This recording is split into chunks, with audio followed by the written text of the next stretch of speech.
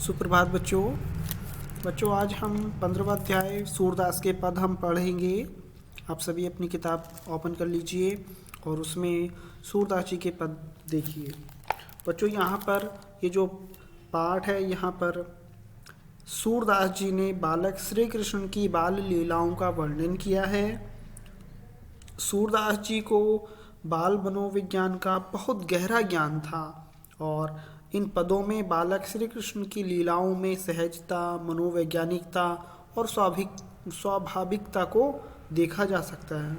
और यहाँ पर सूरदास जी ने बहुत ही अत्यंत सुंदर वर्णन यहाँ पर किया है।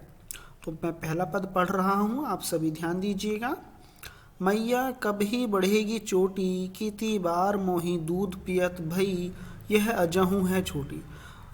बच्चों, जब श्री कृष्ण जी छोटे थे तो वो अपनी माँ से अपनी चोटी के विषय में पूछते थे कि मैया मेरी ये जो चोटी है ये कब बढ़ेगी। मैया कब ही बढ़ेगी चोटी की, मैया मेरी ये जो चोटी है ये कब बढ़ेगी। कितनी बार मोही दूध पियत, यह अजहू है छोटी। कितनी बार मैंने दूध भी पी लिया लेकिन अभी तक मेरी चोटी बढ़ी नहीं है, बल्कि अभी तक मेरी चोटी छोटी है।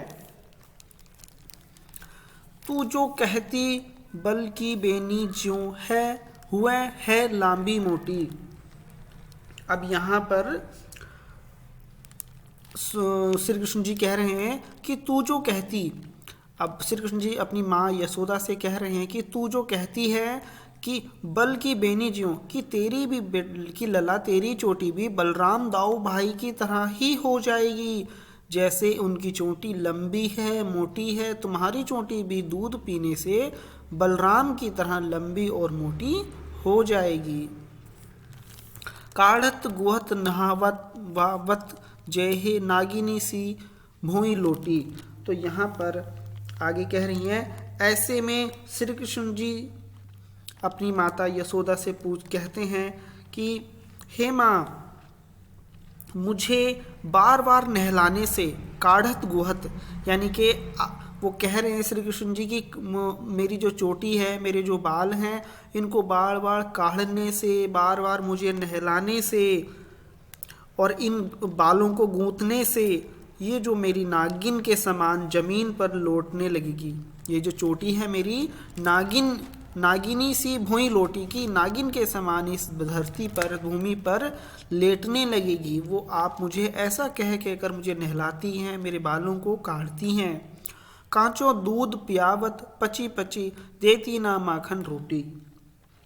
फिर वो कह रहे हैं कि तुम मुझे कच्चा दूध बार बार रोज पिलाती हो।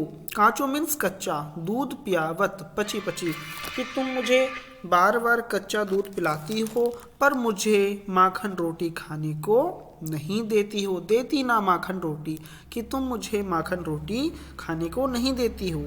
और सूरदास जी कहते हैं, चिरजीवो दो भय हरि हलधर की जोटी, कि बालक श्री कृष्ण की ऐसी बातें सुनकर माता यशोदा उन्हें आशीर्वाद देती हैं कि कृष्ण और बलराम की यह जोड़ी हमेशा चिरजीवी रहे। चिरजीवी मतलब हमेशा उनकी जोड़ी, हमेशा वो सही सलामत रहें। दूसरा पद है बच्चों,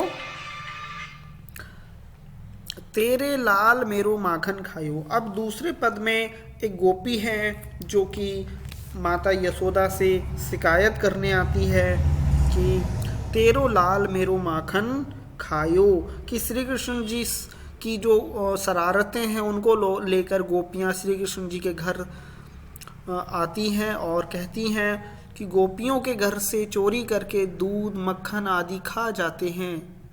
और उनकी आगे है, दोपहर दिवस जानी घर सुनो, ढूंढी डंडोरी आप ही आयो, खोली किवारी पैठी मंदिर में, दूध दही सब सखनी खवायो, उखल चढ़ी सीके लो लीन्हो, अनभावत भुई मैं ढरकायो।